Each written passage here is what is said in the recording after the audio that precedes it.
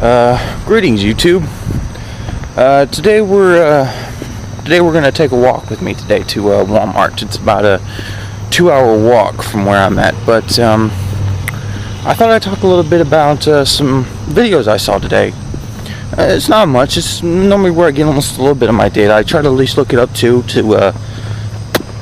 make sure that the stuff is legit. And I saw one movie today on Netflix. In the documentary section, I watch a lot of documentaries. It helps me, work things out. And I saw that it says that our economy is like a big Ponzi scheme.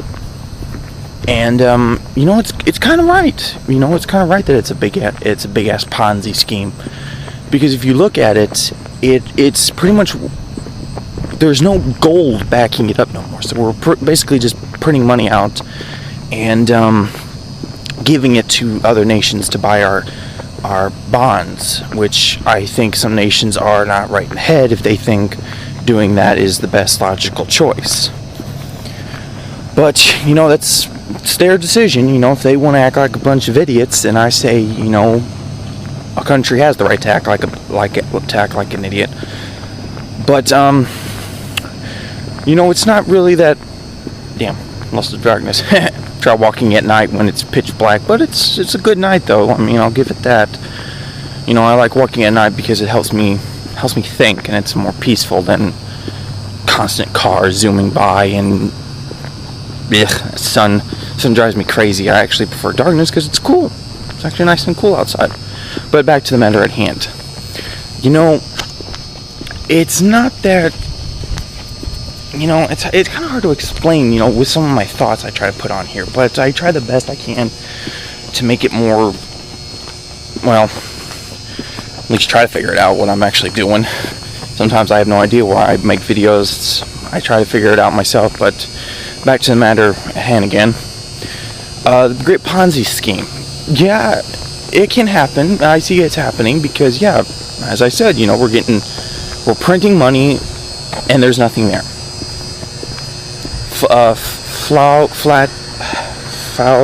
It's something that has to do with making money out of thin air, and it's not working because there's no point in it. We're pretty much devaluing the dollar, and it's not that we're gonna screw ourselves over, because technically we are. If you really get down to it, America is actually screwing itself over, because it says that we are the ones doing it because we want stuff. We buy stuff instead of making stuff, which when you really think, since all currency does that and there's nothing backing it up, they can devalue their dollar and make stuff cheaper, which is why most of our shit that we have here is made from other places, because it's much cheaper. We buy it, they make it cheaper, and somehow we get sold it, and then they get sold more. But I'm not really concerned, if we're going to screw ourselves over. I'm really not. I stopped caring about our currency and everyone else's currency long ago when I finally realized that we're pretty much just fucking ourselves over. And that's kind of hard to say. Some people might think, well, why would you say that? You're pretty much just hurting your own country. Well, what if, we pretty much are, but I'm disabled, and I'm kind of saying to myself, I don't want money, which technically I got no problem. I'm pretty much a diabetic, so I'm pretty much on a freaking thin line as it is between life and death. Got no problem with it though, because it's how it's gonna end. If I end up getting killed because of my diabetes, I'm not gonna sweat over it, because I'm prepping as best as I can.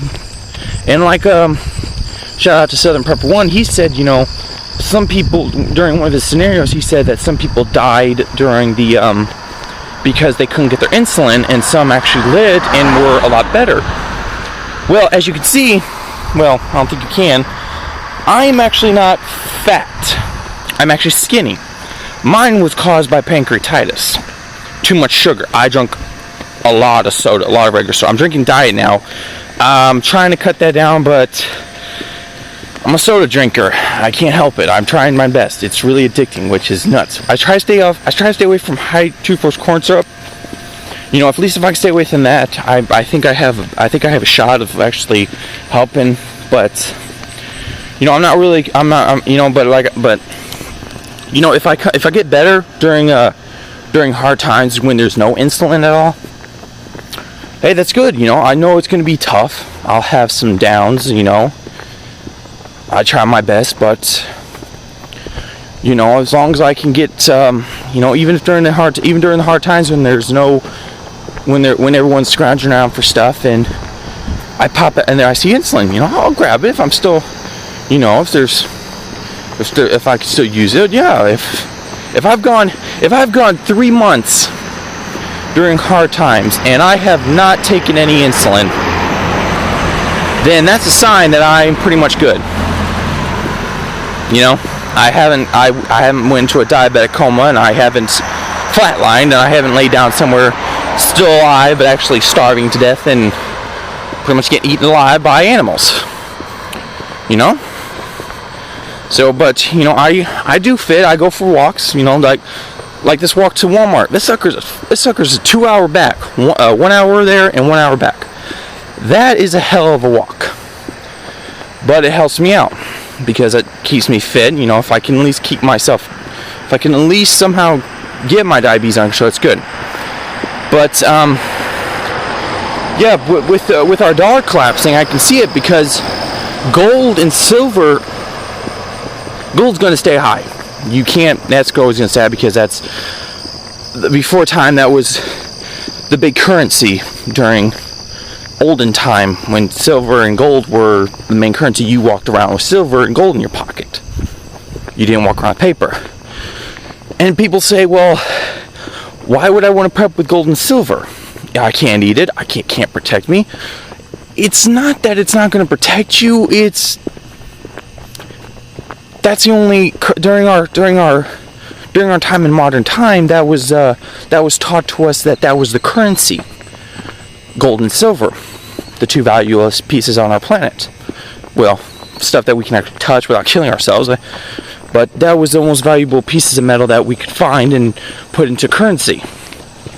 So when people are done killing each other and the strong have killed off the weak and stuff like that. They were probably find a currency. Well, during the show called Beastmaster, yeah, I used to watch that, an old show with Dar, not the really old one, but almost the new one. I saw that, and Zed's currency was shiny stones. They looked like what they really were, black shiny stones. That was their currency. You know, they put something to what they think was valuable. That's what we'll go back to is gold and silver, because we were taught that that's what's the currency back then, and we'll end up going back to that currency as well. But it's not like it's a bad thing, you know. I mean, if that's the way our currency goes, then good, you know. Let's go back to the olden days, gold and silver. You go around with gold and silver in your pocket 24/7. And another show I saw was about peak oil. That's always, I don't know why people want to talk about peak oil. Peak oil is a thing that can happen. I mean, we run our gases and everything on oil. So without oil, no gas. No gas, no nothing. And that's not another thing. But, you know, here, I'm at a Shell station. I'm going to show you something. See if I can get a picture of that. $3.39. That's one of the that's one of them. That's just a little bit of my walk right there. That's one of the things for gas. But I don't drive. I don't see a point in it. I could get my license, but I choose not to. Why get your license? You can walk everywhere. It's not going to kill you to walk on your feet. Sure, when you want to go somewhere far, you have to think of something, so I take transit. I take stuff that's easy to get to. I like Greyhound. If I got to travel somewhere, I'll get Greyhound. Or I'll just start walking. There's nothing wrong with that. I walked before from right here in the United States, from Indianapolis, Indiana to Richmond, Indiana. That's a walk. That was a hell of a walk. I got there in one day, but that was because I got rides. I got rides through each town, which was lucky. Most nowadays you can't get a ride because people are worried about you getting jacked or getting killed, so people don't pick you up if you walk. But it's not a big problem. You know, I don't care if I have to walk everywhere, but that's what I'm doing. I'm just training my body to have a good endurance, good stamina, because that's pretty much what I'll have to do. Walk, horseback, or pretty much horseback. Wagon, buggy is still the same thing. But or we start using cooking oil and making moonshine to run your cars. But if I gotta walk, I might as well start doing it now and getting used to walking everywhere. But when it does go down, that's the hardest thing, is when you do have to bug out. When do you walk? There's a question. When do you walk? Do you walk during the day or do you walk during the night? That's a tricky one. I mean, either days you have to sleep. You can't walk all the time. You're gonna have to end up falling asleep. So you either walk during the night where there's the cover of darkness, or you walk during the daylight where you can be seen. I don't have the answer for that. I'll have to. I'm collecting metal. If you see me doing crazy things, I'm collecting. I'm outside to collect some metal. That's how I make my extra cash, as I collect metals. But back to the thing. I don't know when to walk. I really don't. I mean, you'll just have to like pick and choose when the best time it is to. Ooh, damn, that blurred it up. You'll have to pick the best time when to walk and stuff. Me, like I said, I'll just have to choose. When's what the probably during the first 72 hours, I'll probably end up walking at night, because it's more dangerous to walk during the day because you'll have a bunch of people. So probably nighttime will be a lot better to walk at. But once it starts cooling down, once the initial panic has stopped and people are it's much more cooled down a little bit, with people being up in arms and everything. Probably during the daytime. But that'd be one of the things. I'm not worried. If it's a lot of people, like they say, you have to have a mindset for this. You gotta have a mindset, or you're gonna go crazy.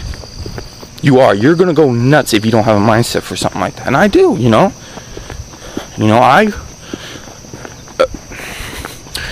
And there's another, and this will probably be a part 2, because my camera goes to only 16 minutes. But I'll probably just get through this one. I've seen another one of a documentary about UK with UK preppers, and one guy said, which I can see where he's coming at. Why throw away your money? Why throw money into stuff when you should start learning stuff? I could see that, learning skills and stuff, but while there's, and my response to him would be, while the money is still somewhat usable, use it. But I do agree with him. Use your time to learn skills, and use it to your advantage. Use your skills. But I'm not gonna.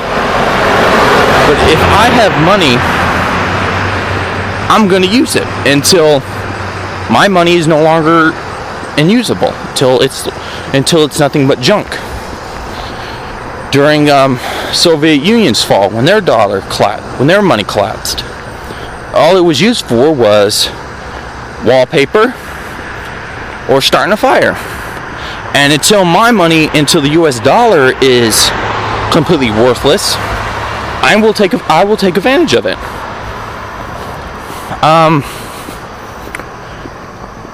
Ooh, cash for gold. I wonder if they got any silver for sale. It's a pawn shop too. Might have to check that out. Yeah, I'll continue to do silver. I still have the 6 I got, but might as well every now and then pick up one, because it's going to continue to be low if this Ponzi scheme stays up. Oh well. I think that's it for right now. Check out for part 2 if I decide to do one. If not, if I don't do one, hope you enjoyed this one. Alright, take care everyone. And remember, prepare now to see tomorrow. Bye.